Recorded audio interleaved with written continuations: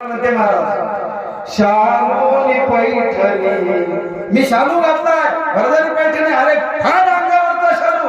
ती म्हटली एवढा भारी शालू कस काय फाडू, थोडं थांबा माझं चिंध्याचं गाठोडं काढते. ती गाठोडं काढायला गेली तोपर्यंत नारद महर्षींना वाटलं देवाची धार लागली रक्ताची, बोटाला धार लागली. सुभद्रे कधी तुझी चिंधी सापडायची. देव नारद महर्षी पुढच्या महाराज गेले. द्रौपदी काय करत होती, केस मारले. नारद महर्षी नुसतं म्हटले महाराज द्रौपदी कृष्णाचं बोट कापलं वाऱ्याच्या वेगाने. महाराज द्रौपदी